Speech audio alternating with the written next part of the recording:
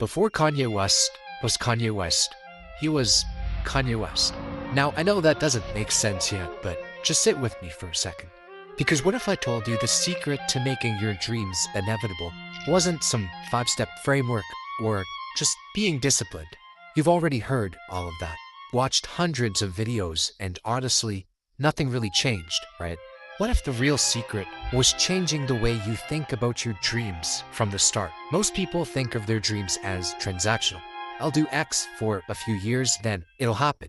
I mean, it sounds logical, but it's the exact reason why most people never get anywhere. If you want to stop feeling stuck, you have to reshape your perspective. Once you do, your dreams stop feeling like something that might happen. They start to feel inevitable. I think the reason most people never achieve their dreams is because they feel like there's something missing inside of them. They think they lack motivation or discipline or some internal switch that just never flipped. I get it. That feeling, that constant pressure in the back of your mind telling you there's something more. You have ambition, you have ideas, your dream life is right there. You can almost feel it, but somehow you never seem to take the first step. On paper, you have all the traits of a successful person, yet here you are, stuck. So you ask yourself, why isn't this working? Why is everyone else progressing? And instead of starting, you wait. You wait for clarity. You wait for the moment where it finally feels safe to move. You hide behind New Year's resolutions or the idea that you'll begin once things make more sense. But if you're willing to see your dreams differently, not as something distant, but as something that's already here, everything starts to shift. The first step is simple, but it's also the hardest.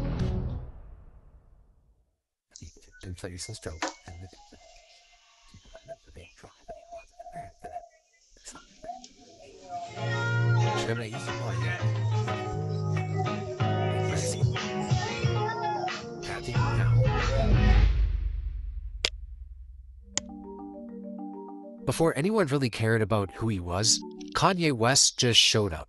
He'd walk into studios uninvited, playing his music, hoping someone would listen. In 2002, he did the same thing at Rockefeller Records. He played All Falls Down, the same song that would later define an era. Yet at the time, no one really paid him any attention. Everyone brushed him off as just another producer trying to be something else. But Kanye wasn't just another producer. He was an artist. Making music to him wasn't a goal. It was an extension of who he already was. Kanye didn't wait for permission. He didn't wait for validation. And you don't need to either. You don't need some perfect plan, and you don't need clarity, because purpose comes after you start. So create, show up, do everything you can until you find something that naturally sticks, something that feels like you. Stop thinking about it and just start. You're not always going to have it figured out, but I think there's beauty in the mystery of it all. It's like planting one seed every single day. It'll create a beautiful garden, even if you don't know what it'll look like. Before starting this channel, I had 4 others that never really worked out. I remember feeling lost at times, as if I was creating without direction, unsure where any of this would take me. But the thought of stopping never really crossed my mind, because making videos was a part of who I was. It was something I did every day, even if it didn't make sense at first. And now my purpose is clearer than ever. I want to inspire you to do the same, to start before you know how. But starting is just the beginning. Now, here's the part that might seem counterintuitive, but you need to hear it. Forget about your goals. For most people, goals aren't motivating. They're actually what's holding them back. Because the moment you make everything about the end result, you stop focusing on what you can do today. Let's say you start working out because you want a certain body. You go for a couple months, but when you look in the mirror, you're not where you thought you'd be. You get discouraged. You start wondering, is this even working? You see other people progressing faster and it kills your motivation. So you slow down and eventually stop. But if you went to the gym because that's simply what you do, there'd be nothing to question. You wouldn't need motivation or proof, you just go.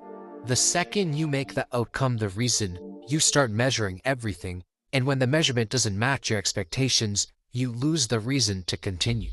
When your goals are always in the future, You procrastinate. You put things off, thinking, I'll start when things make more sense. New Year's resolutions are the perfect example. They feel responsible, but most of the time they're just permission to wait. That's why I'm saying this isn't about chasing results. It's about changing how you relate to the thing you say you want. Because the moment your dreams stop being something you're waiting for and starts being something you practice daily, everything changes. And that leads into the final part, the part where most people completely miss. Focus on inputs, not outcomes. The future is out of your control. You don't get to decide when things click or when opportunities show up or when life shifts. The only thing you can control is what you do today. So do something every day. Live in the present and be mindful. When you commit to inputs, something changes. You stop waiting for results to tell you whether you're on the right path. You stop letting progress or lack of it decide how you feel. And once you do inputs for long enough, it doesn't just change what you achieve, but it changes who you are. And that's the real secret to this whole thing. Changing your identity to align with your dreams. The reason why it's so hard for a lot of people to start is because there's a disconnect between who they believe they are and what they're trying to build. So every action feels forced. Everything feels like effort, but once identity starts to shift, effort fades. It doesn't feel like a grind anymore. It just feels natural to you. You stop seeking external validation or compare your progress with others. You just show up every single day because that's what you do. That's how dreams need to be treated. Not as something you're working towards, but as something that already belongs to you.